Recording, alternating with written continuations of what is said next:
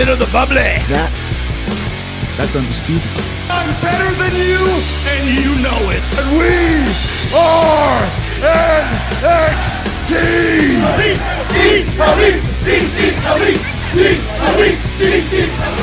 War Games.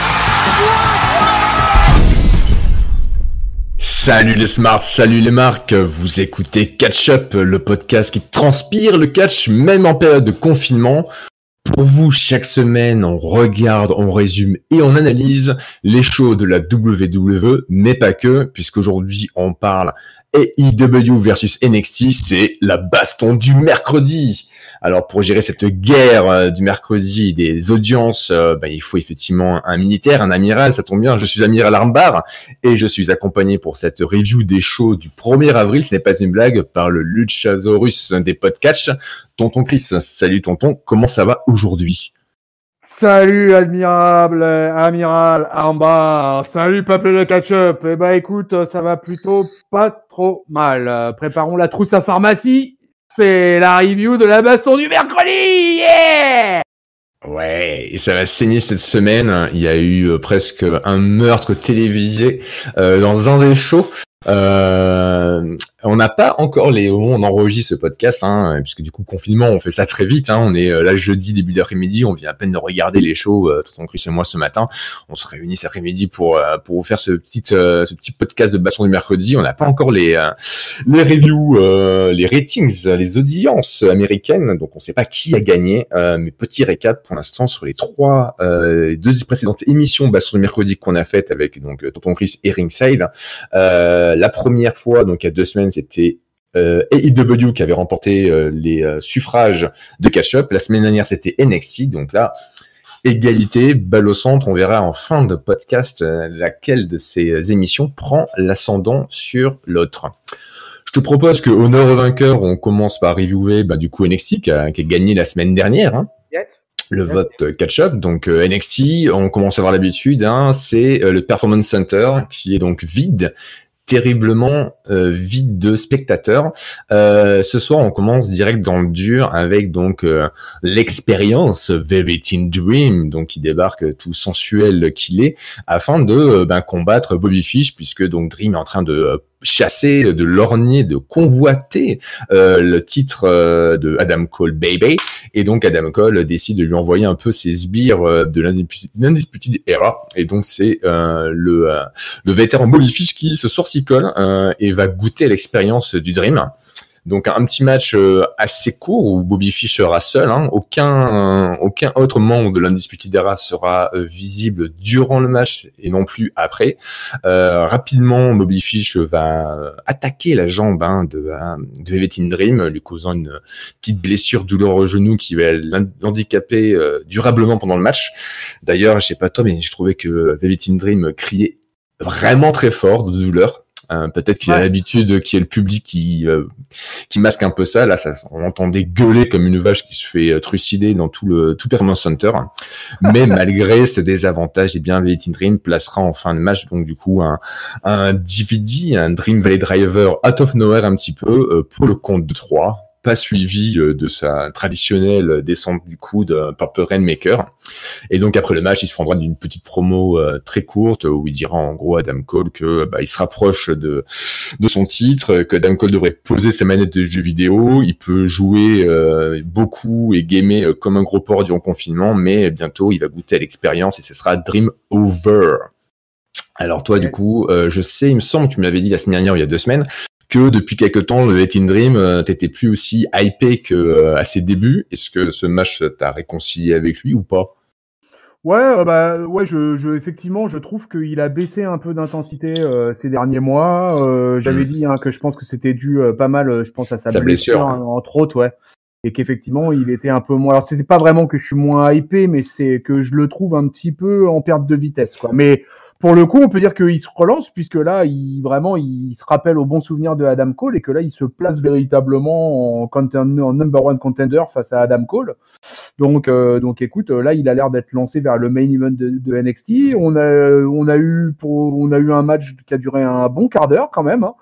Ce qui nous change un petit peu de ce que nous propose la WWE ces dernières semaines. C'était plutôt pas mal. Un Bobby Fish qui m'avait l'air plutôt en forme.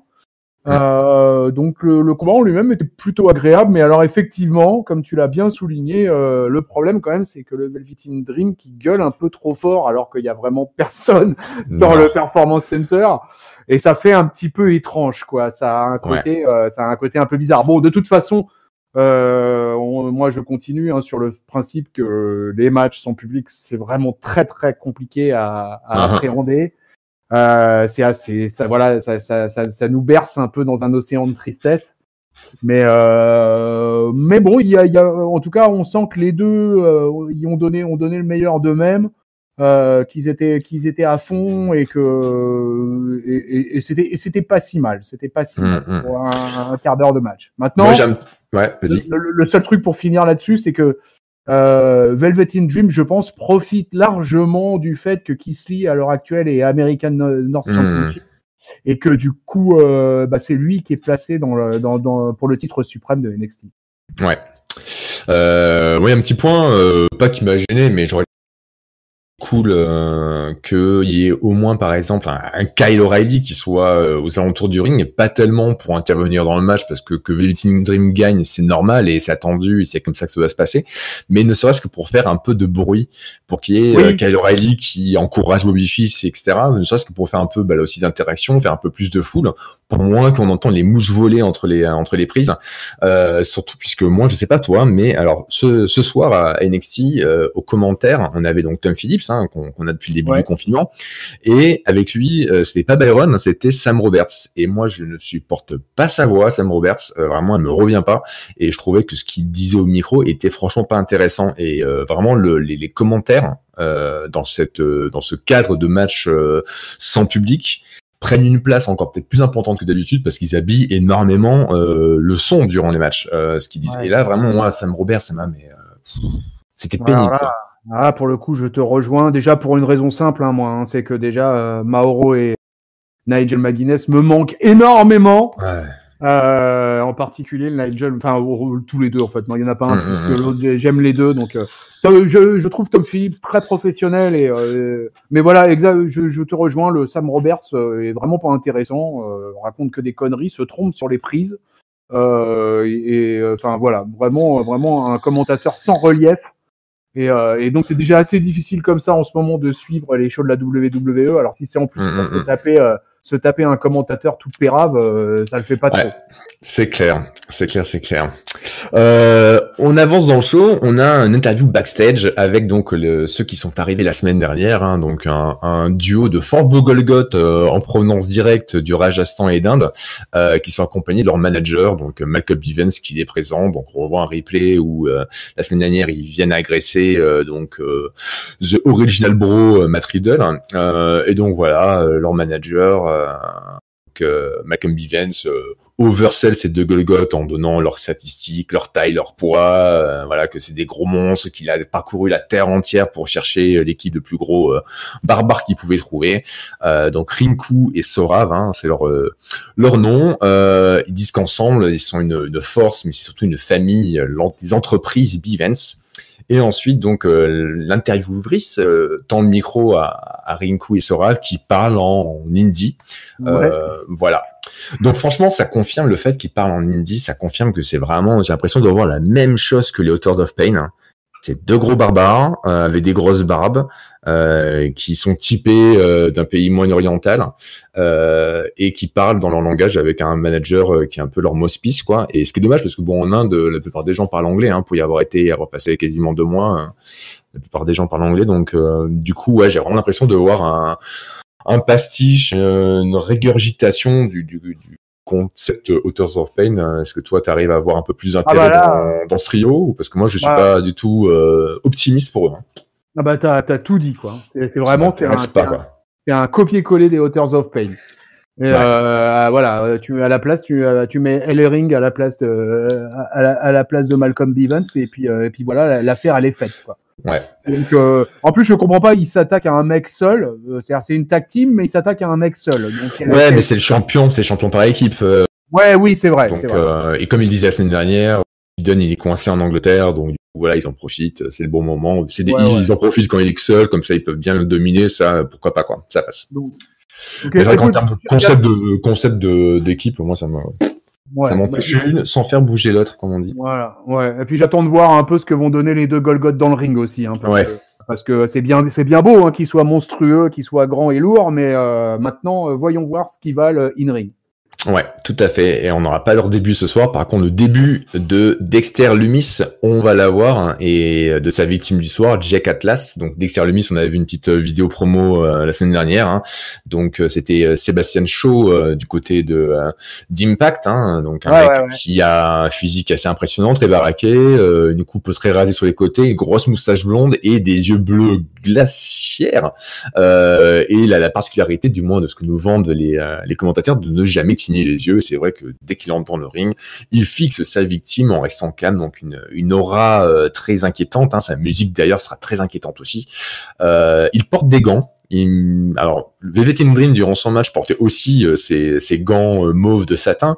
Là, Dexter Lumis, lui, il a des gants en cuir noir, un peu comme Dexter, le personnage de série serial killer, hein, pour ceux qui connaissent. Donc, du coup, est-ce que c'est dans leur gimmick ou est-ce que c'est un geste barrière par rapport au Covid-19? On ne saura pas. Dans tous les cas, voilà, un match assez court où Dexter Lumis va se débarrasser de son adversaire du soir avec donc une soumission d'étranglement pour la victoire. Donc Lumis aussi glisse beaucoup sur le ring. J'ai remarqué un autre point commun avec Velveteen Dream, c'est pas que ses gants, c'est aussi le fait qu'il glisse beaucoup. À un moment donné, il va glisser du ring pour aller à l'extérieur, limite en rampant. C'était un peu chelou. Donc voilà, il a un concept un peu strange, ce Dexter Lumis, en tout cas, ouais, physique et une aura impressionnante. Est-ce que ça va suffire pour convaincre ça? C'était un gros botch, hein, cette espèce de glissade. Ah, je sais même pas. Ah bon, vu sa façon, je pense que c'est dans le trip, quoi. Ah ouais. Bah écoute, moi j'ai quasiment pris ça pour un botch, quoi. D'accord. Donc, je me suis vraiment demandé s'il avait, parce que je sais pas, le tapis du ring devait peut-être pas être assez glissant. Il y a eu une espèce de ralentissement sur sa glissade. Il a redonné un coup de rein au moment de la sortie pour tomber ringside. Et j'ai trouvé ça assez étrange. Alors effectivement, je le connaissais du temps où il était à la TNA, où il avait eu tout un run qui était pas trop mal, mais il est jamais monté plus haut. Et puis son finisher, c'est une espèce d'Anaconda Vice en réalité. Hein. Ouais. Et voilà, bon, un match qui aura été vraiment plié, puisque je crois que ça a duré moins de 4 minutes, quoi. Donc, c'est ça. Donc vraiment, donc c'est la présentation. Et Jack Atlas, je ne le connaissais pas. Donc, je sais pas si toi c'était ton cas, mais moi je le connaissais pas. J'ai entendu son nom sur des trucs d'indie, voilà, parmi des gens un peu indépendants à suivre qui avaient été signés par la WWE il y a quelques temps, mais j'ai pas du tout vu le match de Mr. Atlas par le passé. Je sais pas si on va le revoir ou il est juste là pour jobber, on verra bien. Ensuite, on a un petit vignette teaser encore pour Killer Cross, hein, avec sa Doomsday Clock, son horloge de l'apocalypse, apparemment avec la voix off qui serait celle de sa girlfriend en chef, Scarlett Bordeaux, puisque effectivement la semaine dernière, ça enchaîne directement avec le récap qu'on va avoir ensuite. Il y avait un segment avec Triple H qui était là pour régler une bonne fois pour toutes les comptes entre Gargano et Ciampa, et ils étaient interrompus en fin d'émission de façon un peu étrange. Par donc sur le petit tronc apparaît ces images et le visage de Killer Cross. On apprendra sur l'un ou sur l'autre, pas plus ce soir. On sait que le match qui aura donc la semaine prochaine dans un immeuble désaffecté que Triple H va trouver pour l'occasion, eh bien le dernier match entre le Black Heart, le cœur noir, et le cœur rebelle, le Rebel Heart, donc entre Ciampa et Gargano.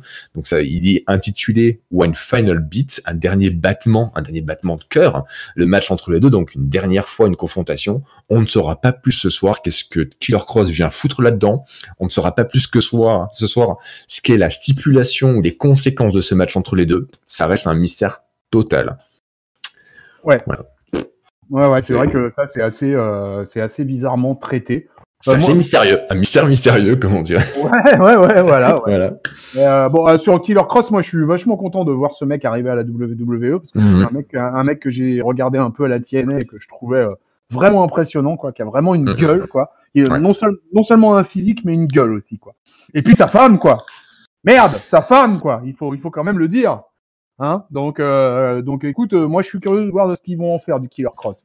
Toi, t'es fan de Bordeaux? De Scarlett Bordeaux? Ouais. Oh non, en toute honnêteté, je vais pas te dire que je suis fan, quoi. Ça serait mentir de dire ça.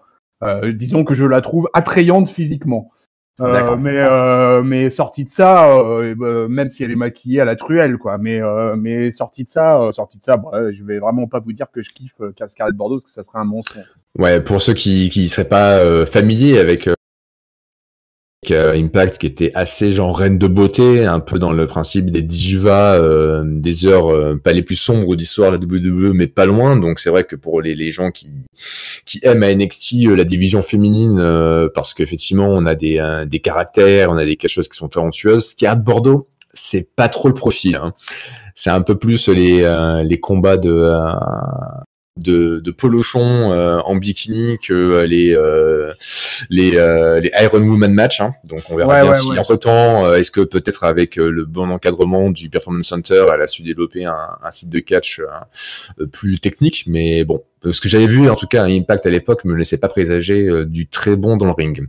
En parlant de la division féminine, justement, on a ce fameux match gauntlet de la seconde chance, puisque donc on va avoir la semaine prochaine un match de l'échelle pour déterminer qui sera la first contender pour le titre NXT, qui affrontera plus tard du coup soit Rhea Ripley, la championne actuelle, ou bien The Queen Charlotte Flair, le match qui aura lieu donc à WrestleMania.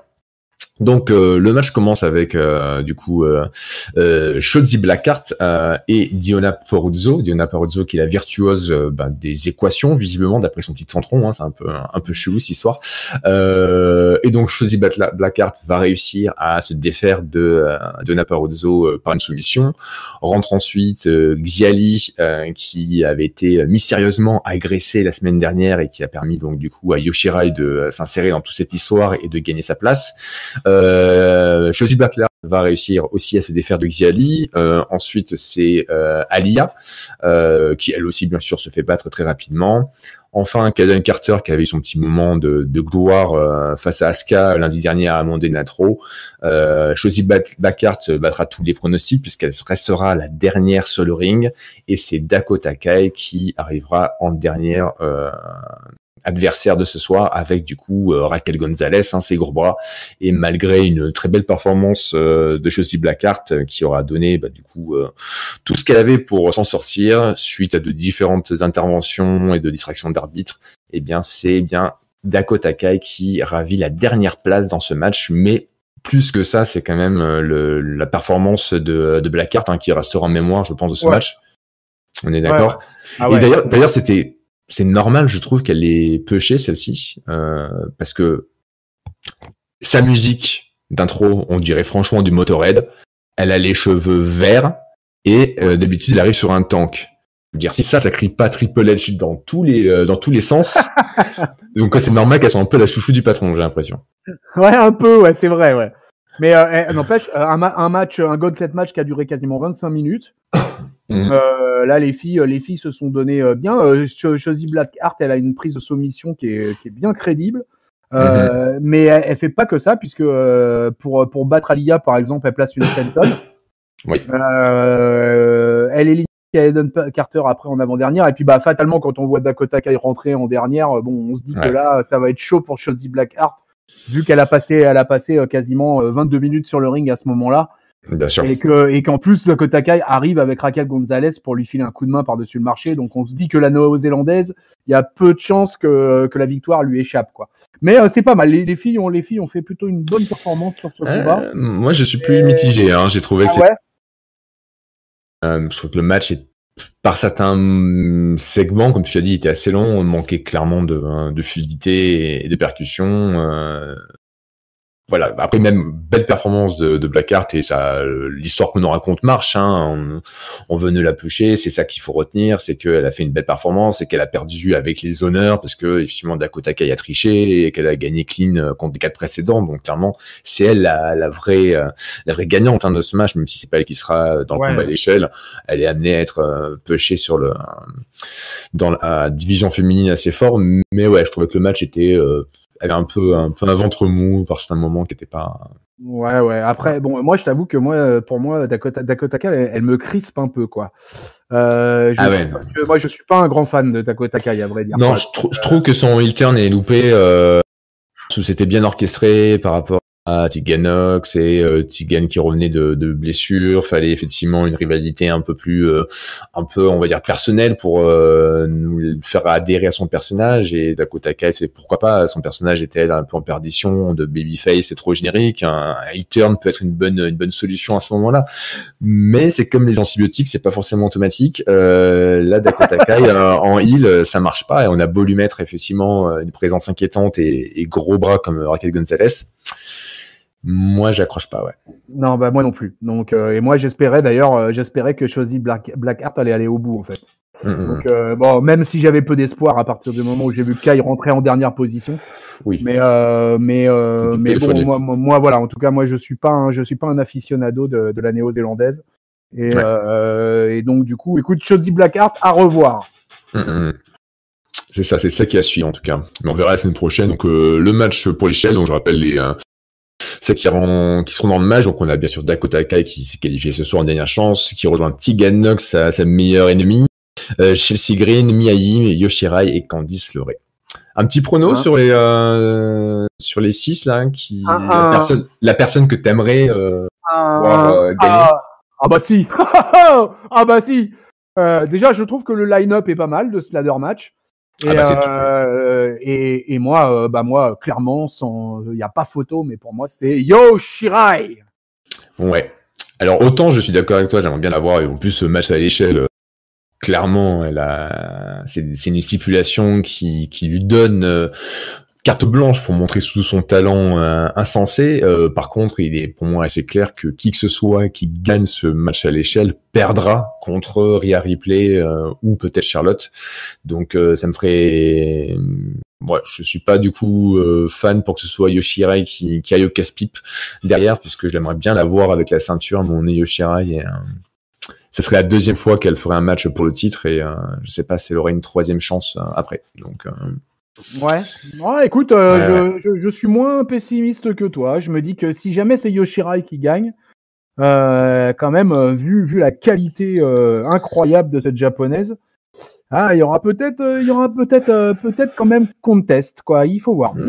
Contest, c'est sûr, le match sera disputé, mais si Charlotte gagne, je vois pas Charlotte perdre juste après, première défense de titre contre Yoshirai, et si Rhea Ripley gagne contre Charlotte, je la vois pas perdre la ceinture tôt. Non, je vois un règne long pour l'une ou pour l'autre, donc du coup, on verra bien. En attendant, division presque cruiserweight, on peut dire, puisque c'est Kushida contre Joaquin Wilde. Donc un petit match où les deux font preuve de bon esprit sportif, puisque Kushida demandera plusieurs fois à l'arbitre si Wilde est OK durant différentes phases du match. Évidemment, c'est la superstar japonaise qui fait son armbar justement en fin de match en chopant Joaquin Wilde en vol. Donc Joaquin Wilde abandonnera, tapera.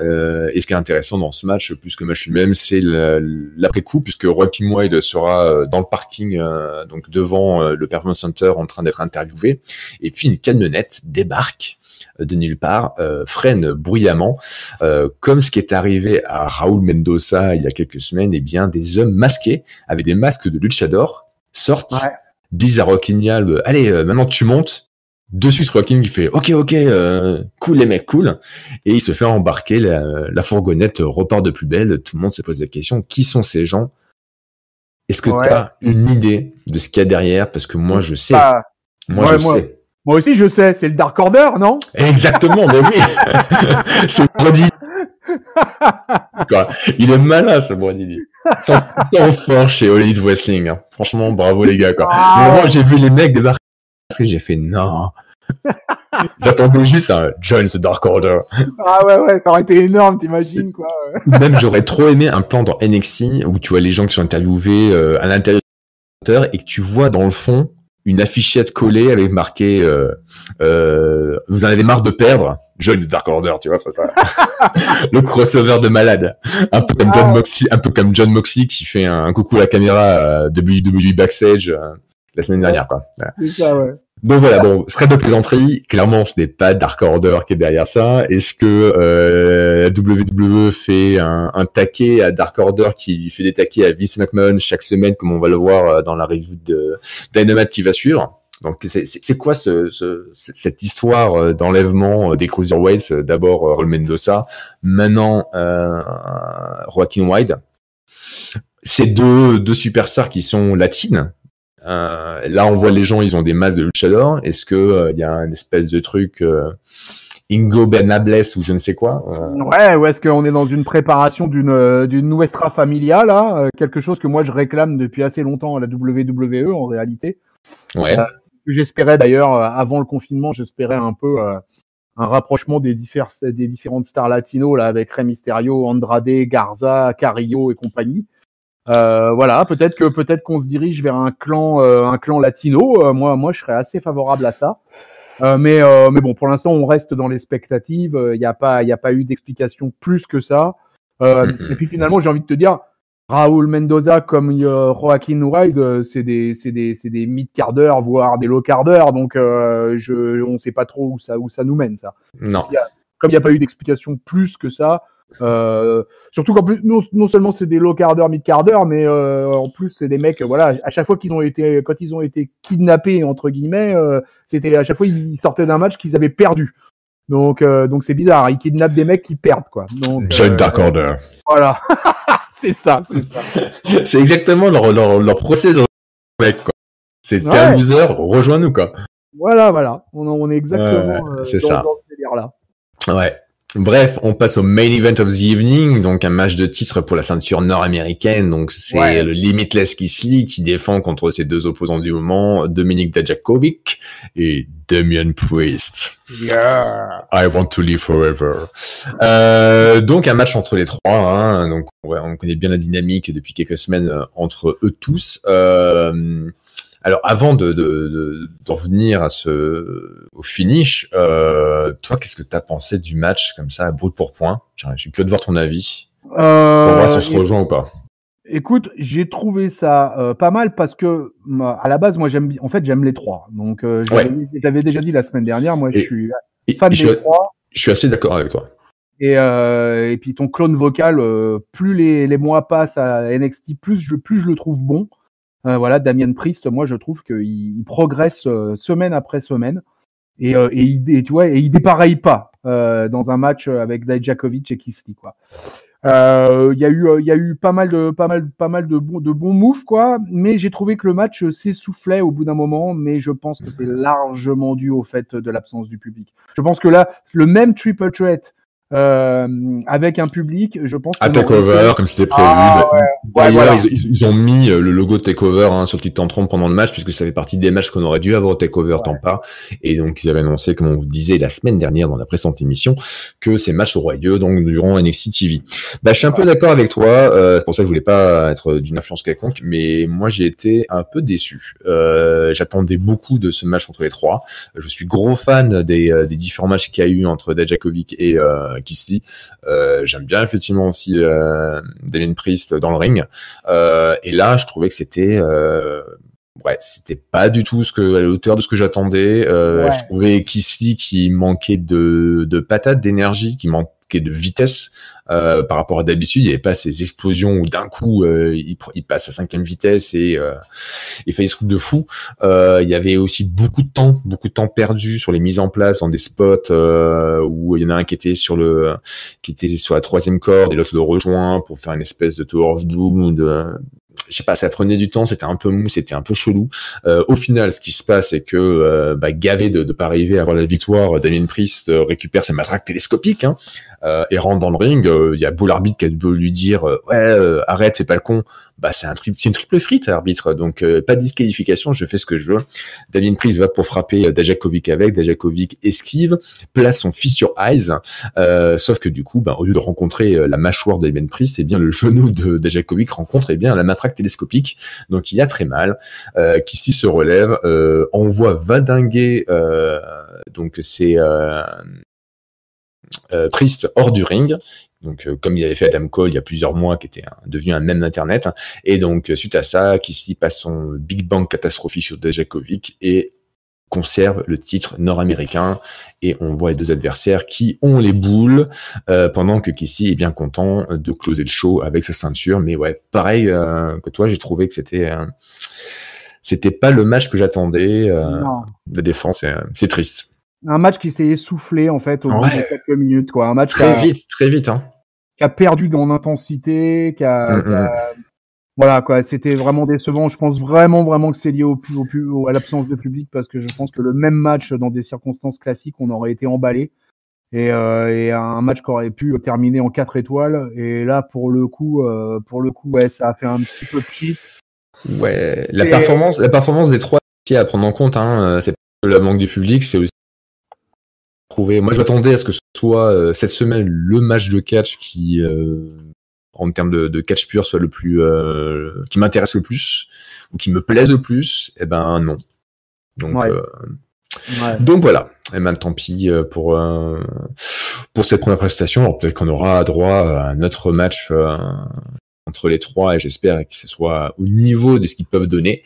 Mais c'était tout pour cette semaine de NXT. Gros programme pour les semaines à venir qui nous ont été annoncés. On verra bien, a priori, encore une fois, la situation actuelle. A priori, la WWE a tourné plein de trucs. Donc, ils ont dû, je pense, tourner plein de choses pour les prochains NXT, puisque là, de ce que j'ai vu, il y a une petite situation, un petit bulletin météo coronavirus. L'État de Floride a annoncé que tout le monde reste chez soi. Hein. Oui. Ils ont annoncé ça hier pour une durée de 30 jours, il me semble. Et l'État de Floride a annoncé qu'il interdisait tout événementiel, etc., toute organisation sportive ou quoi que ce soit, à compter du 8 avril, donc ce qui signifierait que la WWE n'aurait même plus le droit de faire des enregistrements d'ici là. Donc j'imagine qu'ils vont se précipiter là jusqu'au 8 avril pour faire un max d'enregistrements. Mais du coup, fans de catch, il va falloir vous préparer à une pause. Ouais, une disette. Eh oui. On verra bien ce que sera notre avenir dans quelques semaines, en tous les cas. Du côté de All Elite Wrestling et de Dynamite, eh bien écoute, ça va vachement mieux que la semaine dernière. Puisque pour la faire courte, la semaine dernière, on avait personne autour du ring. 2 semaines avant, ils avaient eu l'excellente idée de mettre plein de catcheurs autour du ring, ce qui avait créé une ambiance un peu moins morne et moins lugubre et moins triste que à NXT, à Raw et à SmackDown. Donc on était un peu déçus la semaine dernière de voir qu'ils pouvaient plus le faire. Mais là, ils ont décidé de changer de crèmerie. Ils sont plus à Jacksonville. Ils ont bougé quelque part, on ne sait pas où. J'ai trouvé nulle part l'information d'où a été tourné. Enfin, c'était live d'ailleurs, d'où a été effectivement fait le Dynamite d'hier. Ils sont dans un hangar qui a été ménagé avec le ring, avec des barrières, un petit tantron, leur LED et leur setting de stage habituel. Mais on ne sait pas où. Alors, est-ce qu'ils ont trouvé un coin pour tourner ça, où les régulations actuelles leur permettent de pouvoir à nouveau avoir autour du ring des catcheurs? Parce que cette semaine, on avait une dizaine de personnes qui étaient tout le temps durant l'émission autour du ring, avec des interactions comme on a vu il y a 2 semaines. Et ça, qu'est-ce que ça fait du bien? Oh oui. C'est clair. Donc du coup, on commence par Tony Schiavone, qui sera aux commentaires ce soir, avec Cody Rhodes pour la première partie du show. Et pour la seconde partie du show, il sera rejoint par Colt Cabana. Et là, franchement, on en parlait tout à l'heure avec Sam Roberts, que j'ai pas, avec toi non plus, on n'a pas trouvé ni intéressant, ni très plaisant aux commentaires. Là, le fait d'avoir Tony Schiavone avec Cody, puis Colt Cabana, c'était du pur bonheur, quoi, parce que Cody au micro, au commentaire, je trouve qu'il commente bien son côté prise et descriptif de ce qui se passe dans le ring et histoire, storytelling, il est vraiment bon. Et Colt Cabana est fun en fait, donc du coup ça marchait. Ouais, là ça fonctionnait complètement au commentaire là, on était dans une autre dimension qu'NXT, c'est une évidence. Ouais. En termes de match, on commence aussi assez fort côté de l'OTW. On a donc Kenny Omega contre Trent, des best friend. Et là aussi, un match long, 20 minutes. Ils avaient une time limite de 20 minutes. Et quand le match se termine, eh bien, c'était Dasha qui était en ring annonceur ce soir et pas Mandy Rhodes. Eh bien, elle annonçait qu'il restait plus qu'1 minute le moment où Kenny Omega finit par réussir à placer son V-Trigger suivi de son One Wing Angel. Donc grosse performance de Trent qui a été booké assez fort dans le match, puisque du coup on aurait pu imaginer que Kenny Omega s'en défasse plus rapidement que ça, mais voilà, on nous a un peu raconté l'histoire que Kenny Monet se perd un petit peu en extérieur de ring, commence un peu à parler tout seul et à, je sais pas, faire ressortir une espèce d'agressivité ou autre qui fait qu'il était pas si focus que ça. On nous vend aussi encore bien sûr sa blessure au poignet qu'il avait dans le plat il y a pas si longtemps que ça, mais tout ceci aboutit à un beau show de Sport Banshee entre les deux et surtout une belle paire de Trent qu'on retiendra, qui a tenu très longtemps face à Kenny Omega. En tout cas, moi je trouvais un match opener très solide. Alors là, moi j'ai trouvé que c'était un très bon match. J'ai trouvé que c'était techniquement c'était super propre. Et voilà, avec des mecs pas simples, parce qu'un alignement de gars tous les deux face, mais ils nous ont vraiment livré la marchandise. Vraiment techniquement c'était propre. J'ai eu un peu peur pour Omega quand Trent lui a passé son avalanche German suplex là. Je me suis demandé même si Omega s'était pas blessé. Ça m'a paru limite cette affaire, parce que Aubrey Edwards est venu à partir de ce moment-là, est venu régulièrement parler dans l'oreille de Omega. Et effectivement, j'ai eu une légère inquiétude pour le Canadien, quoi. Mais en tout cas, je trouve que c'est un opener de qualité. Et puis, comme tu l'as dit dès le début, le fait d'avoir quelques catcheurs et catcheuses autour du ring, tout de suite, ça a donné de l'ambiance. Tout de suite, ça a mis un peu de vie autour du ring, dans la salle, et ça change quand même largement les choses. Hein. Ah mais grave. Du coup, des DFS, il y avait le Gun et son était des fanboys qui étaient Kenny, the Elite, et pareil, ça remplace pas 10 000 personnes, mais ça fait le job. Non. Et du côté des heels, il y avait quelques heels comme Kip Sabian, Penelope Ford, il y avait aussi Britt Baker, etc., et Jimmy Havoc. Et les heels, je sais pas si vous remarquez, ils étaient tous espacés de 1 mètre, 1m50, comme s'ils respectaient et c'était drôle, je trouvais, parce que du coup, de la part des heels, c'était inattendu, alors que les faces, Billy Gunn et son fils, ils étaient limite bras dessous. De l'autre côté, ils étaient bien rangés. Jimmy Havoc, à un moment donné, qui sort dans le show une clé d'outillage de bricolage, qui tend ça plus tard dans le show, je crois que c'est Sammy Guevara ou un heel, genre tiens vas-y, il va l'utiliser. Enfin, il y avait encore une fois plein de petites interactions qui étaient assez fun et bienvenues et qui mettaient de la vie là où on en a besoin. Fun. C'était agréable d'avoir Penelope en bord de ring. D'ailleurs, je lui ai rendu hommage sur Twitter pour annoncer notre enregistrement de la baston du mercredi #3. Je l'ai illustré avec une image de Penelope qui ira faire un tour sur Twitter. Ah bah oui, j'irai voir ça. Très bien. Parfait. D'ailleurs, oui, suivez-nous sur Twitter si vous voulez tenir au courant tout ça. On enchaîne avec donc division féminine. Une petite vidéo pour nous vanter les mérites de la First One Contender, celle qui est rankée numéro 1, donc Hikaru Shida, et qui s'ensuit un match contre Anna Jay, qu'on n'a jamais vu ici, qui est vraiment une élève de la Nightmare Factory, donc de l'école de catch d'Atlanta en Georgie de la famille Rhodes. Donc voilà un match qui sera pas méga long, mais qui est pas non plus un squash, où sans surprise Hikaru Shida va prévaloir sur son adversaire. Post-match, du coup, on vous l'a dit, il y avait Britt Baker qui était aux abords de ring, Britt Baker qui fera différentes interventions vocales uniquement durant le match. On verra, la caméra se focusera sur elle et on verra qu'elle est en train de bouffer un sandwich, genre je n'ai rien à foutre de ce qui se passe. Hikaru Shida le prendra mal. Hikaru Shida mettra un coup de pied dans la barricade là où il y a Britt Baker qui lui hurlera va-t'en plus d'1 mètre, respecte les sens de sécurité, et la menacera de son escarpin. Elle aura son escarpin en main. Donc voilà, Britt Baker qui est toujours dans son rôle de heel très chippy, on va dire. Très bien vendu par Tony Schiavone, au commentaire qui fait le job. Donc voilà, tout ça pour nous amener peut-être un match entre les deux. Donc voilà, encore ce petit genre de petite interaction qu'on a qui mange pas trop de pain, de toute façon, c'est le cas de le dire, mais qui crée un petit peu des petites storylines peut-être qui seront exploitées pour des matchs futurs. Qui sait? Un match de 5 minutes, qui aura été relativement expédié, mais pour le coup, Shida fait, et pour moi, la meilleure catcheuse de la division féminine à l'heure actuelle à la AEW. qui est quand même la grosse faiblesse de la All Elite Wrestling à l'heure actuelle, c'est la division féminine. Oui, ça c'est clair. Et pour le coup, Shida me plaît bien. Elle a un beau moveset. Elle est expressive et j'aimerais bien la voir avec le titre. Et Britt Baker, moi, c'est pas trop ma cam. Mais Shida, en l'occurrence, oui. Et j'aimerais la voir avec la ceinture autour de la taille pour voir un peu quel genre de règne elle serait capable de nous offrir. Mais moi, j'aimerais bien la voir avec un micro surtout. Avant ah oui, parce aussi. Elle sait parler anglais. Oui, c'est ça. Micro. C'est rare en fait chez les japonaises, ça. Donc, c'est rare d'avoir une japonaise qui maîtrise l'anglais.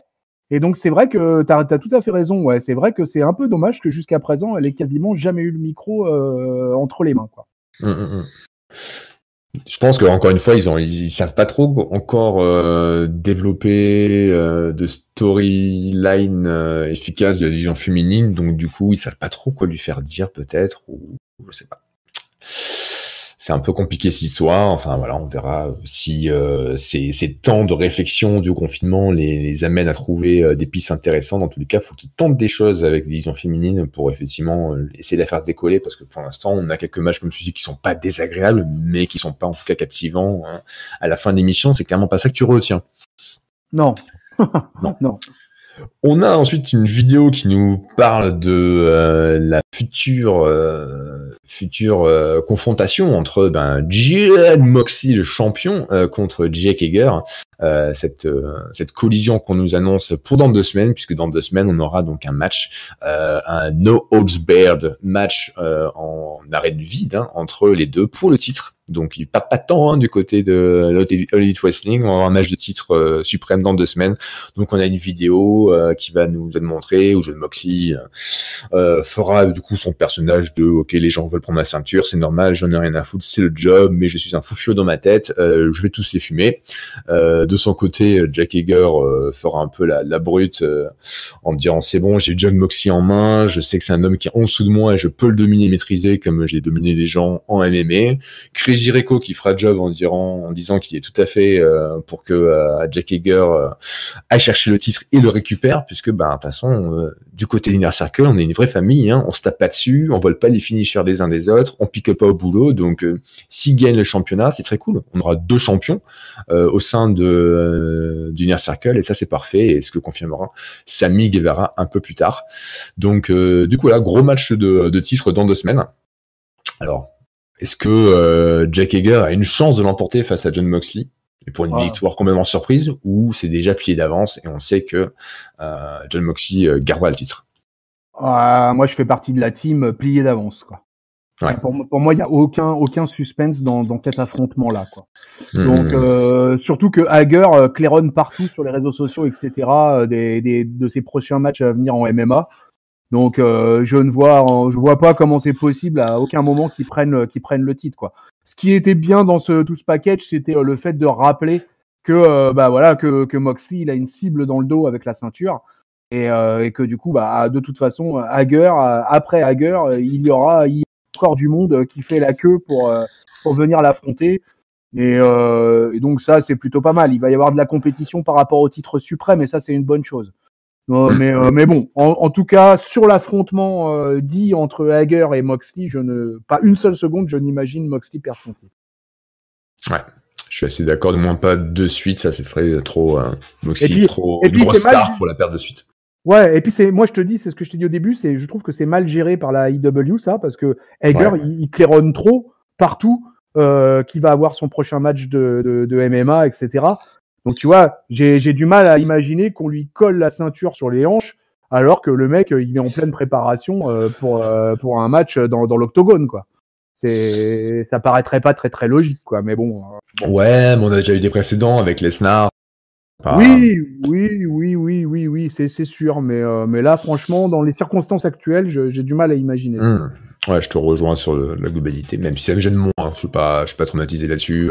Le catch est dans son propre niveau.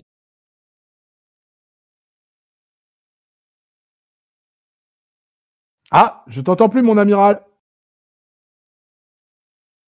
Oui, là, allô. revenu. Ouais, je t'avais perdu. Voilà, t'es revenu. Oui, il y a des perturbations sur la ligne. Je me fais attaquer par les troupes Xenos. Ou alors peut-être que c'est Snake Roberts, qui essaie de pirater ma ligne pour faire passer un de ses messages vidéo et de ses promos dont il est secret, puisque juste ensuite, c'est ce qui se passe. On a une vidéo de Jake Roberts face caméra qui dira qu'effectivement son client, donc Lance Archer, The Mother Hawk, vient pour détruire tout ce que AEW va lui envoyer. Voilà, AEW, vous jouez à des jeux, c'est pas très malin parce que nous on joue pas. Peut-être que Cody il est plus malin que ce qu'il pensait, et peut-être qu'il a peur de Jake de Snake Roberts et de Lance Archer, ou peut-être que c'est Brandi en fait, Brandi Rhodes qui lui dit de ne pas aller affronter Lance Archer dans le ring, puisqu'on dirait que c'est plutôt elle qui porte le pantalon dans le couple et pas Cody.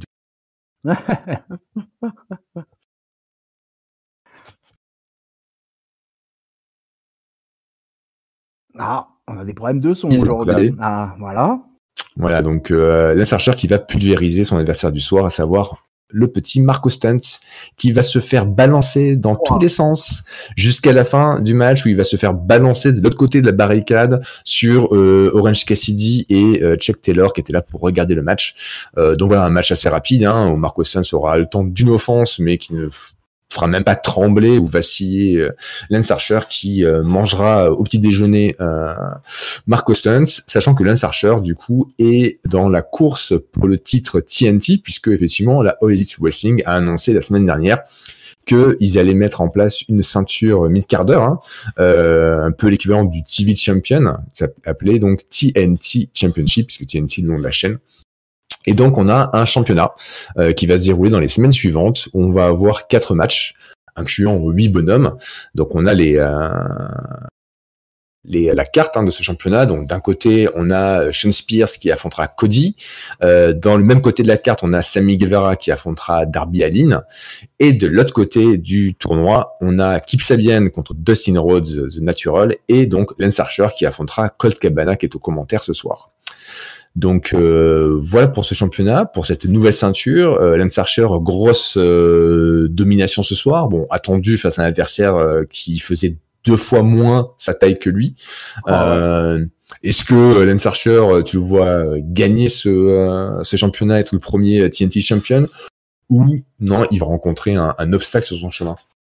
Eh bah écoute, moi j'ai été vachement impressionné par Archer, que je ne connais que très très peu. Vraiment très peu, je connais vraiment pas beaucoup ce catcheur-là. Moi j'ai été hyper impressionné. Bon, ça a été d'autant plus accentué par le fait qu'il était face à Stunt, quoi, qui est un microbe. Et vraiment la destruction de Stunt pendant 4 minutes, ça a dû être long, ces 4 minutes pour Stunt, quoi. Ça a dû être très long. Et puis en plus, pas de chance pour lui, les Jurassic Express n'étaient pas présents. Mon bon Luchasaurus qui lui aurait eu du répondant face à Archer, je pense. Ouais.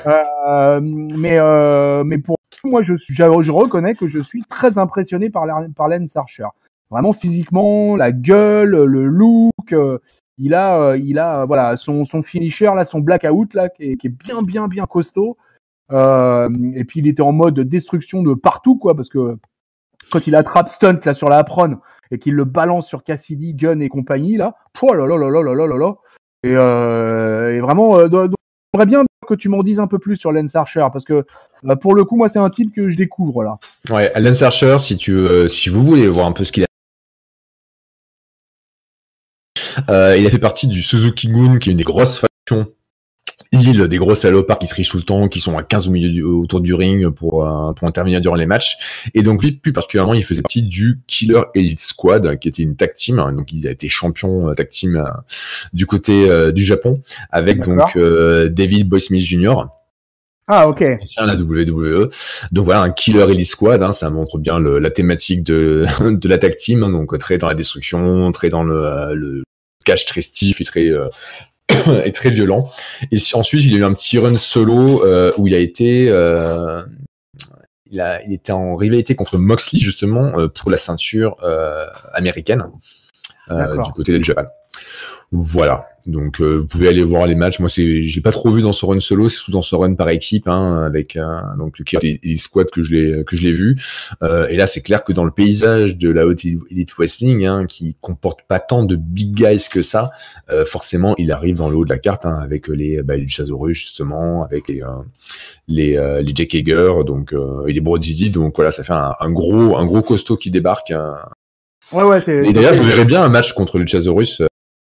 Ça ferait sens, après le sévice qu'il a infligé à Marco Stunt, ça serait normal que les Luchasaurus viennent venger son petit copain là. Quel massacre. Ouais. Sachant que quand il arrive, Lance Archer, il est même pas grimpé dans le ring, qu'il a déjà étalé un mec des caméras sur son chemin. Oui. L'autre caméra n'a même pas eu le temps de filmer ça, on a juste eu le temps de voir le mec s'allonger par terre. Donc voilà. Il est super impressionnant, J'ai vu quoi. Il fait 6 pieds 7, il doit être à 130, 140 kilos, c'est un sacré mastar, quoi. C'est clair.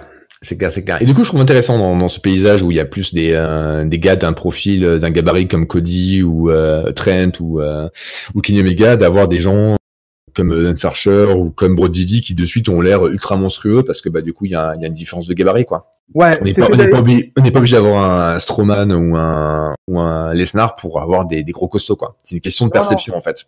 Ouais. Et en plus c'était un de mes reproches à la All Elite Wrestling, c'est que ça manquait de powerhouse. Et petit à petit là ils sont en train de s'équiper là. C'est clair. Donc là l'arrivée de Lance Archer est pour le coup une bonne nouvelle, celle de Brody Lee aussi. Donc je pense que là ça y est, là il commence un peu à, et ça, on va dire que dans la catégorie super heavyweight, ça commence à muscler son jeu à la All Elite. Et parlant de Brody Lee, justement, on passe à une réunion, puisqu'il tient des réunions Brody Lee, donc là c'est pas au restaurant en train de manger des steaks, mais plus en train de faire une réunion autour de table avec un écran derrière, mais un écran qui passera que de la neige télévisuelle. Et donc du coup des gens du Dark Order qui sont autour, qui l'écoutent. Donc il est toujours en cossard avec sa cravate. Et donc du coup il fera une promo où il parlera à ses mignons. Il y en a un qui lui dira merci Monsieur Lee, et là Brody reprendra et dira non c'est Monsieur Brody. Et là tu diras pardon Exalted One, pardon. Voilà, donc Lee est énervé, il veut qu'on l'appelle précisément Mr Brody. Et là il y a un autre mignon qui baille. Et là, ça fait la connerie. Bah oui, c'est comme quand t'éternues, il faut pas. Donc là, Brody Lee s'assoit à côté de lui, dit, mais écoute, qu'est-ce que tu fais? Qu'est-ce qui peut te fatiguer? Il y a rien qui doit te fatiguer. Bailler, c'est montrer sa faiblesse, et on peut pas avoir la faiblesse ici, donc casse-toi. Et l'autre, il se casse. Donc là, encore une crise d'autorité de Brody Lee sur les gens du Dark Order. S'ensuit à ça, donc un match Dark Order contre les Natural Nightmares. Donc Natural Nightmares, c'est Dustin Rhodes et donc Cutie Marshall, accompagné de Brandy Rhodes, contre 2 millions de Dark Order qui ont juste 2 numéros. C'est numéro 8 et numéro 9 de Dark Order. Ouais. Donc des gens, on ne sait pas qui c'est, ils sont sous les masques Dark Order, et très rapidement, Natural Nightmares gagne contre Dark Order, débarque sur cet entrefait Brody Lee. Les Natural Nightmares le regardent, Brandy leur dit non, on s'écarte, il a l'air un peu taré ce mec-là. Et donc Brody Lee rentre dans le ring et tout simplement fait une grosse powerbomb sur l'un des mignons, c'était numéro 8, numéro 9, on sait pas et on s'en fout. Il regardera l'autre et puis s'en ira. Donc il vient punir la défaite. Donc voilà, Brody Lee, un chef de faction qui ne tolère pas l'échec, qui ne tolère pas qu'on baille, qui ne tolère pas qu'on éternue, qui ne tolère pas qu'on l'appelle pas par le bon nom, qui ne tolère pas qu'on mange quand il n'a pas commencé. Encore une fois, des pics à Vince McMahon. Eh bien, vous aviez, j'en pense que vous aviez, toi et Ringside, la semaine dernière, vous aviez fait une parfaite analyse. Et effectivement, là, on est avec le personnage de Brody Lee, on est exactement là dans l'attaque sous-jacente du Vince McMahon. Et voilà, sauf que le bâillement a remplacé l'éternuement. Et c'est exactement ça. C'est exactement ça. C'est très drôle. Je n'ai plus quand j'ai vu ce segment, je n'ai plus que pensé à toi et à Ringside. Et je me suis dit, les deux gars, ils avaient raison depuis le début. Et là, pour le bâillement, j'ai pas l'anecdote exacte à quoi ça fait référence, mais je pense que c'est une évocation à ça. Quand, à la WWE, ils ont embauché récemment Paul Heyman et Eric Bischoff pour gérer d'un côté Raw et d'un côté SmackDown. Eric Bischoff, il n'est pas resté longtemps, il a même quasiment rien fait. Hein. Ah ouais. Avant d'avoir. Mais il avait quand même recruté des gens, notamment il avait recruté quelqu'un qui était un scénariste de télé qui avait bossé, je crois, sur Sons of Anarchy. Ok. D'accord. Et lors d'une des premières réunions de prod sur SmackDown où il y avait Bischoff, où il y avait ce mec-là et du coup la top card de la WWE, notamment du coup Vince, le scénariste de Sons of Anarchy s'est quasiment endormi pendant la réunion.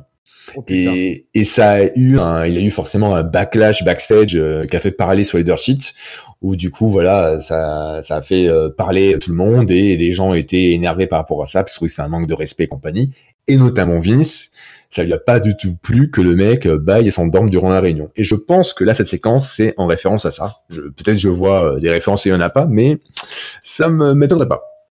Ouais, ça y ressemble fort, en tout cas. Carrément. Donc voilà, encore des jabs directement à Vince. Pas du tout l'histoire du côté de la WWE. Hein.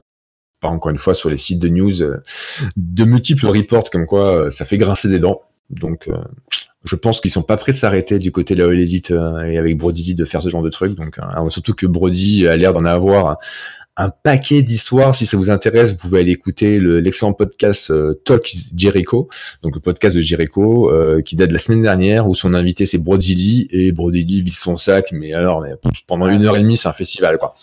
Donc il raconte tout, comment c'est passé, ses ruptures de contrat, comment ils ont essayé de le garder, etc. Comment il peut pitcher ses idées à Vince, qu'on n'a rien à foutre. Enfin voilà, allez écouter ça, si ça vous intéresse, c'est plutôt pas mal. Ouais, juste pour le détail, dans ce fameux podcast, Brody Lee explique que Vince McMahon voulait absolument qu'il ait un accent d'un gueux du sud des États-Unis, ouais. Alors que lui, il est originaire de Rochester à New York, et que donc il parle un anglais châtié, on va dire, et que lui il comprenait pas d'être traité de cette manière-là. Et effectivement, il tartine comme il faut sur la WWE, l'ami Brody. Ah, c'est clair. En parlant de Jericho, c'est à lui maintenant, c'est à le champion. Et on voit une vidéo qui est tournée depuis le palais château. Le palais du le champion. Voilà. C'est ça, le palais du le champion, pas du champion, du le champion. Donc il est là avec une baraque. Il est dans sa piscine, avec ses lunettes, avec une petite bouteille de bubbly. Donc voilà, il boit du bubbly, et donc il dit que voilà, c'est aujourd'hui c'est une fête, hein, c'est le 1er avril, donc la fête des blagues. Et il a jamais vu des guignols autant que The Elite. Donc voilà, il trash talk un peu tout le monde. Puis il parle donc de Matt Hardy, et là arrive du ciel Vanguard One. Donc il y a Vanguard One qui se pose pas loin de la piscine de Jericho qui, comme la semaine dernière, lui parle. Donc Jericho lui dit ouais, je voulais accuser. Enfin, il a du mal à dire je m'excuse, mais voilà, j'ai eu des mots, des paroles un peu méchantes à ton encontre la semaine dernière, et j'aurais pas dû. Et je te veux toujours au sein de l'Inner Circle. Regarde ce que j'ai pour toi. Et là, Jericho sort de la piscine. Il est en pantalon d'ailleurs, sa piscine, il est en jean. Hein, et il sort un petit t-shirt du Inner Circle, mais une taille bébé, posé sur un cintre. Ouais, pour Vanguard One. Ouais. Et il accroche avec le cintre le t-shirt sur Vanguard One. Et il fait alors, c'est bon, hein, t'acceptes, t'es avec nous. Et là, Vanguard One s'envole. Et Jericho, il en ras-le-bol parce que t'as volé mon t-shirt. Et il dit relâchez les molosses. Et là, on a un plan sur 5-6 chiens. Des moyens, mais surtout des petits, quoi. Genre le chien Belmondo, quoi. C'est le petit chien tout pourri, où tu sais pas où le cucu ou la tête, t'en sais rien. Et t'as un plan comique où Jericho court après Vanguard One et c'est que ces petits kleps de grand-mère en jetant sa bouteille de champagne comme si de rien n'était par terre. Et Vanguard One qui s'en va très loin. C'était génial. J'ai trouvé ça génial. C'était nawakesque, c'était série Z. J'ai trouvé génial Chris Jericho dans son jacuzzi en pantalon. Ouais. Franchement, ça m'a trop fait poiler. J'ai trouvé ça, mais totalement over too much, et ça m'a fait marrer, quoi. Ouais. Voilà, c'était vraiment, voilà, le coup du t-shirt, comme tu l'as dit, les chiens qui sortent, les shih tzus, tout ce que tu veux, là, les clébards à la poursuite du drone. C'était à la poursuite du clone, du drone, pardon. Et c'était poilant, c'était n'importe quoi. C'était fun. Ouais, c'était juste du fun, et juste juste de la poilade. Ouais. Alors là, voilà, bien évidemment, hein, c'est le genre de truc qu'il faut prendre, mais au 12e degré, quoi. Et mais vraiment, je sentais que Jericho se marrait bien à filmer ça. Et moi, c'est totalement bien passé auprès de moi, quoi. Ouais, c'est clair. Le fun, c'est un bon élément du catch. Et surtout en ce moment, on a besoin de rigoler, donc ouais. c'était le bienvenu. Ouais, c'était le bienvenu. Autre bonne nouvelle, Nick Jackson, bientôt guéri. Pas encore, mais bientôt. On a une petite vidéo donc des Young Bucks qui s'entraînent dans un ring pour un peu dépoussiérer Nick qui est out depuis sa blessure. Donc voilà, petite séquence pas très longue qui donnera effectivement deux informations. La première, c'est que il n'est pas encore prêt à retourner dans le ring maintenant. Il faut encore un peu de temps pour qu'il guérisse. Et la deuxième info, peut-être plus intéressante, c'est qu'il a aucun souvenir de ce qui s'est passé lors de son agression, hein, puisque pour rappel, il y a quelques semaines, l'Inner Circle avait montré Nick Jackson qui était à côté d'eux avec le rideau en fer sur la gueule avec du sang qui coule de la bouche, qui montre effectivement un traumatisme. Et Nick Jackson qui dit je sais pas ce qui s'est passé, j'ai aucun souvenir, etc. Et donc du coup, ça lève une question. Est-ce que c'est le Inner Circle qui l'a agressé ou c'est quelqu'un d'autre? D'après toi, enquêteur, tonton Chris. Ouais, je sais pas, j'hésite quand même, quoi. Mais pour moi, quand même, l'évident serait que ça soit l'Inner Circle, au vu de la feud qui oppose l'Inner Circle et The Elite. Donc je vais rester plutôt sur la probabilité que ça soit l'Inner Circle qui l'agresse. Moi j'ai relevé surtout que chez les Jackson comme chez Jericho d'ailleurs, ça a l'air d'être plutôt pas mal chez eux, plutôt sympa. Oui, hein. Killing the business, hein. Young Bucks. Le terrain de tennis et collé avec le basket avec le ring à côté. Je veux dire, ils ont tout l'équipement qu'il faut pour s'entraîner dans des conditions optimales. Donc c'est sympa. Bon, on est content de savoir que Nick n'est pas rouillé et qu'il est en train de se remettre petit à petit. Et puis parce que de toute manière, ça va faire du bien d'avoir les Young Bucks de retour sur le ring. Donc écoute, c'était plutôt voilà. Oui. Mais moi je sais pas. Peut-être que je vois le mal partout, mais je pense parce qu'il y a une vidéo il y a quelques semaines où les Jericho disaient pas nous qui avons agressé Nick, on l'a juste trouvé là. Et alors évidemment, Jericho c'est un heel et Jericho ment tout le temps et ça peut être un truc très logique que de dire non c'est pas nous et qu'en fait oui c'est nous. Mais pourquoi ils se cacheraient de l'avoir agressé alors que ils ont pouvoir bomber d'autres personnes des élites, c'est pas un problème quoi. Donc je me demande si tout ça c'est pas en fait un petit indice qui nous indique que c'est peut-être pas Inner Circle qui a fait ça et que c'est peut-être même quelqu'un interne à The Elite pour préparer un big heel turn bien salace. Attention, mettez avancez de quelques secondes ou minutes si vous voulez pas être spoilé de cette prophétie que je vais annoncer. Je vais peut-être me planter, j'en sais rien. J'ai pas du tout mes sources auprès de l'OT Wrestling.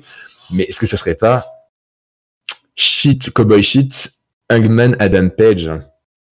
Boom.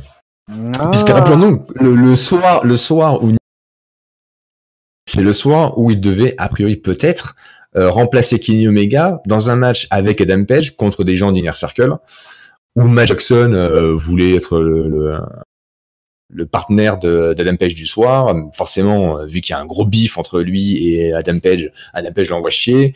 Il demande à Nick s'il est ready à prendre la torche. Nick dit OK, mais Adam Page, il voulait se les faire seul. Donc, est-ce que Adam Page n'est pas en train de briller complètement dans sa tête avec toutes les bières et le whisky qui s'enfilent et que tout ça ne nous amènera pas à un gros heel turn d'Adam Page? Je pense qu'il y a peut-être un truc comme ça, quoi. Je me trompe peut-être, hein, mais je mettrai mon petit billet là-dessus. C'est une belle piste, en effet. J'avais pas pensé au Adam Page, mais effectivement, vu sous cet angle, ça peut me paraître. Et puis bon, vu que tu as déjà été prophétique la semaine dernière avec Brody Lee et la copie du Vince McMahon, pourquoi pas le Hangman Page qu'on n'aura pas vu ce mercredi, quand on a laissé Omega seul dans son opener face à Trent, et alors que Chuck Taylor, Orange Cassidy, etc. étaient tous là, eux. Donc effectivement, c'est une belle piste à creuser, ça. Voilà, surtout en tout cas en termes de line, ça serait plus générateur d'intérêt en termes d'histoire que ce soit juste Inner Circle qui a pété la gueule à Nick et voilà quoi. Donc on verra bien si mon pari sera gagnant ou pas. En parlant de paris, on va passer à un match où il y a eu des paris pendant le match. Et oui, donc c'est le main event de la soirée où on a donc 4 adversaires du côté gauche du tournoi pour le TNT Championship. D'un côté les Face, Cody et Darby Allin contre Shawn Spears et Sammy Guevara, bien sûr les heels de service du soir. Donc là, un gros match. Il y en a eu un gros match pour le show. On a un gros match pour finir le show. Et vous parler de Paris, puisque donc il y a la semaine dernière et il y a 2 semaines, eh bien, Shawn Spears pariait sur les matchs qu'il y avait durant les shows, notamment avec MJF. Et là, c'est ce soir avec Sammy Guevara qui vont parier. À un moment donné, il y aura toute une séquence où Darby Allin se fera malmener par les 2 heels. Et donc du coup, il y aura un qui fera le pari. Et je te parie $50 que je peux tenir en vertical suplex. Darby Allin pendant 10 secondes. Ok, paraît tenu. Puis il le fait. Attends, double or nothing, tout double ou rien. Moi, je le fais pendant 15 secondes. Ok, ils le font. Ok, moi, je le fais pendant 20 secondes. Bon, au bout d'un moment, ça s'arrête, mais les deux balancent des billets comme ça dans le ring pour continuer un petit peu du slip. Donc, je ne raconte pas là niveau. C'est pas un geste barrière. Hein. Ah non. Toucher le pognon d'un catcheur qui est en train de catcher. Ses billets dans le slip, plein de transpiration génitale. Non, là tu te chopes le truc, la saloperie pas que le Covid d'ailleurs, hein, je pense qu'il chope plein de trucs. Faites pas ça chez vous, les potos de catch-up, soyez safe. Ou alors avec des gants. Bref, un gros match. Donc Darby Allin qui se fait malmener, Cody qui reprendra la main en fin de match, mais tout ceci ne suffira pas puisque les heels feront entrer une chaise à un moment donné, hein, puisque le gimmick de Shawn Spears c'est d'être de Sherman, donc Guevara qui donnera une chaise. Tout ça fait une grosse distraction qui donnera la possibilité, et bien du coup à Spears de faire un roll-up sur Darby Allin pour la victoire. Et là, ça laissera tout le monde un peu dans le choc, notamment Cody, notamment Darby Allin. Et Cody qui ira vers Darby Allin, on dira bon bah écoute, désolé, tant pis, c'est vraiment des salopards, on pouvait rien faire. Mais la frustration et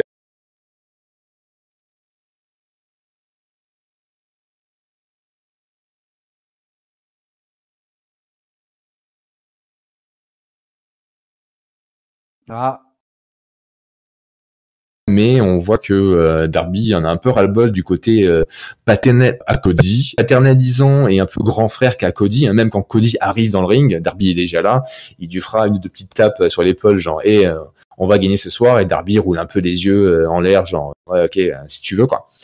Donc du coup voilà, une petite développement de relations entre les deux qui pourront peut-être se retrouver hein, dans ce tournoi puisque ils vont affronter les gens la semaine prochaine dans le même côté du tournoi. Donc un match plutôt sympa, non? Ouais, 20 minutes de match à l'égal un peu de ce qui s'est passé dans l'opener, c'est-à-dire un match propre techniquement.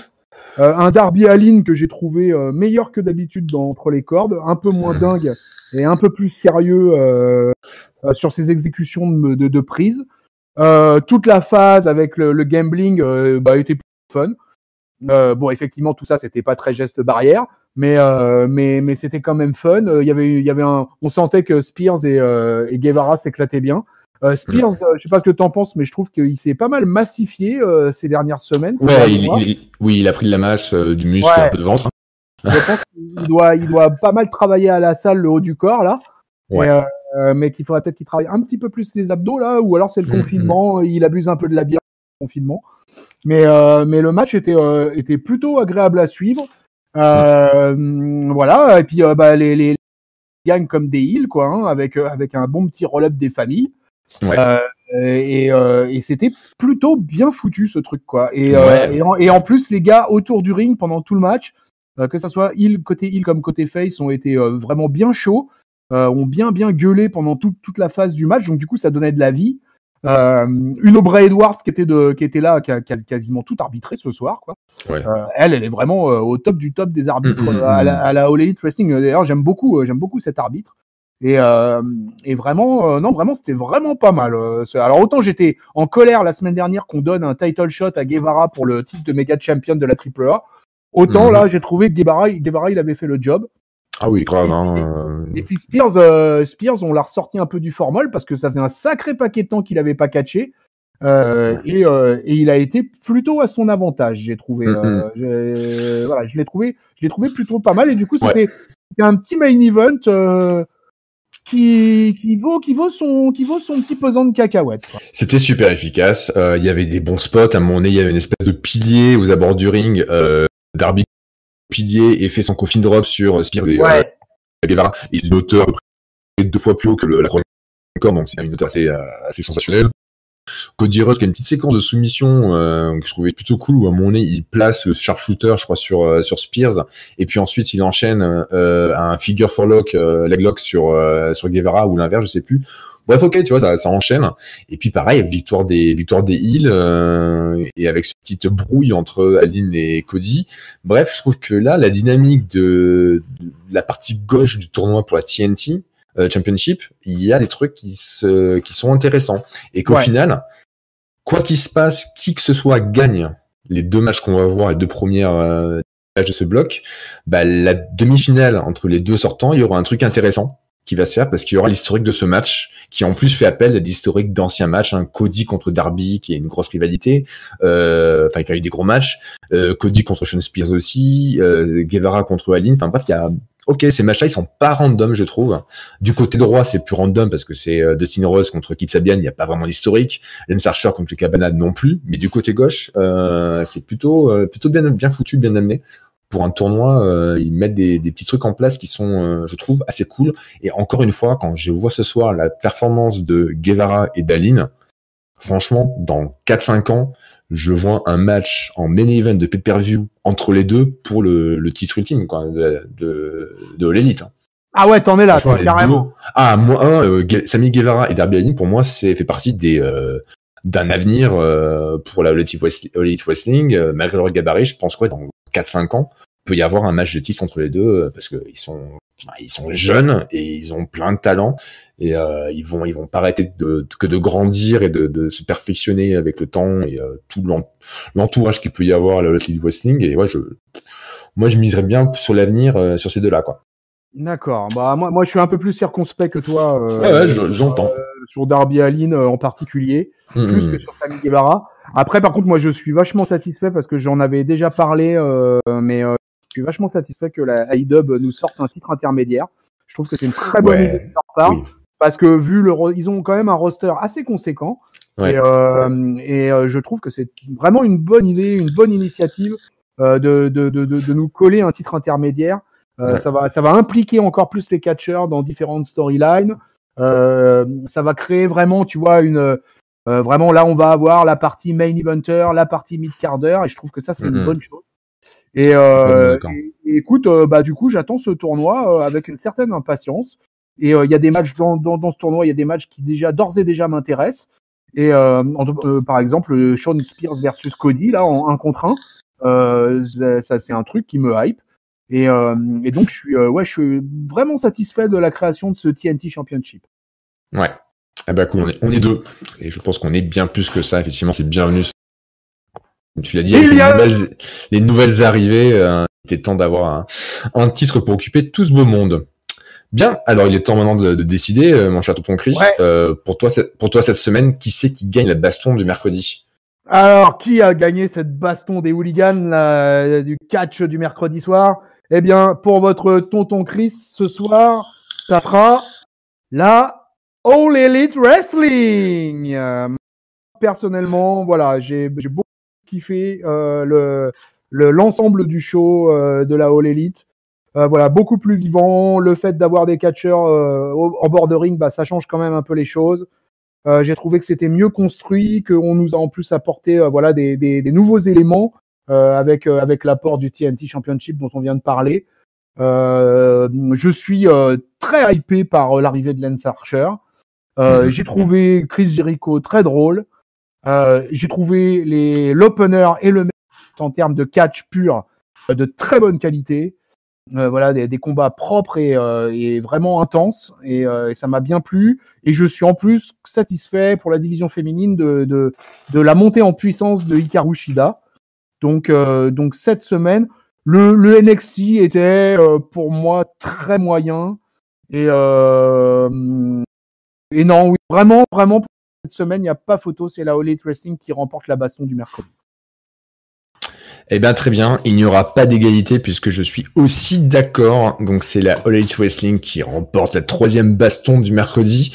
Très clairement. En plus, moi, j'ai regardé les shows d'affilée ce matin.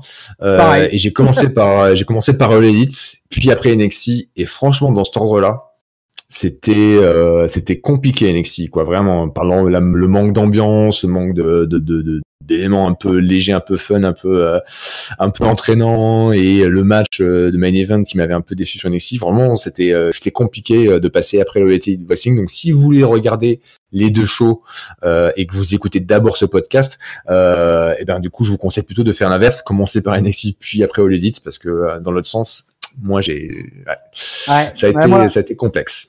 Moi, c'est ce que moi j'ai regardé d'abord NXT et après j'ai regardé la All Elite Wrestling. Donc du coup, si tu veux, le weekly de la All Elite m'a un peu rassénéré, quoi, parce que effectivement après le NXT j'étais un petit peu chafouin et donc du coup clairement le All Elite Wrestling m'a carrément fait relever la barre. Eh bien, très bien. Je ferai ça la semaine prochaine. Je regarderai d'abord NXT, All Elite. D'accord. Pour la fin. Eh ben très bien. Du coup, c'est le moment de la petite promo. Et ouais, 2-1 pour le Elite Wrestling. On verra bien la semaine prochaine et on verra bien ce que les audimat nous diront. Parce que même encore là maintenant, on n'a toujours pas les audimat pour cette semaine. Et donc du coup, pour nous écouter, pour nous suivre, tout ça, et bien du coup, vous pouvez nous suivre sur Twitter et Facebook niveau réseaux sociaux. Instagram également, et pour nous regarder en termes de podcast vidéo, même si on ne voit pas en vidéo, mais on voit des super visuels, tout ça, c'est sur YouTube, hein. N'hésitez pas à vous abonner à la chaîne, à liker, laisser des commentaires, ça nous aide beaucoup pour avoir votre feedback dans un premier temps, et puis pour savoir si ce qu'on fait vous plaît ou pas, ou ne serait-ce que pour gagner en visibilité de la chaîne, c'est très cool. Et après, on est présent sur tout. Pour être je disais pour être référencé.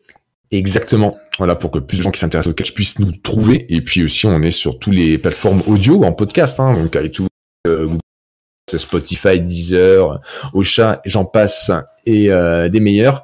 Donc voilà, on a plein d'actualités, donc n'hésitez pas à nous suivre pour savoir. Là, on vient de sortir hier un You Talk Too Much, hein, donc l'émission Tonton Chris, hein, où il interview des gens de la communauté catchesque française, avec donc cette semaine un invité Sturi de 3CFM et donc de C'est ça le catch. Donc très très bonne interview. Voilà, on a tous les reviews des Raw, des SmackDown et des pay-per-view. On a un gros programme qui arrive forcément avec Mania. Mania confiné, mais Mania quand même. Donc on va voir exactement qu'est-ce qu'on va faire. Mais dans tous les cas, on va en parler, certainement faire des pronostics et des reviews. Pas du show, mais des shows, hein, puisque c'est 2 nuits cette semaine, Mania, samedi et dimanche. Donc pour tout ça, suivez-nous, abonnez-vous, et puis on vous dit à très très très bientôt. Moi, je te remercie très chaudement, Chris, pour cette baston des mercredis. C'est toujours très cool de faire ça avec toi. Ouais, c'est cool, pareil pour moi, mon triple A. C'était un bon kiff. Voilà, la baston du mercredi est lancée sur de bons rails.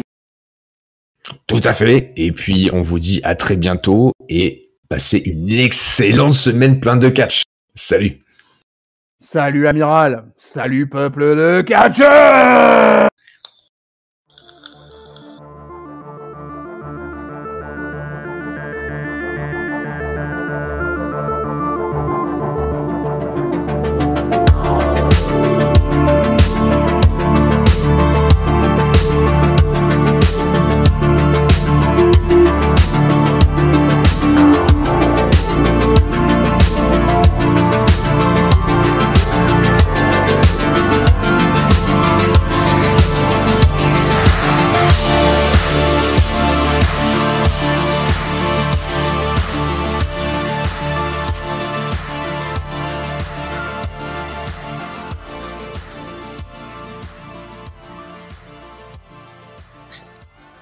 E-I-dub, E-I-dub, E-I-dub, E-I-dub.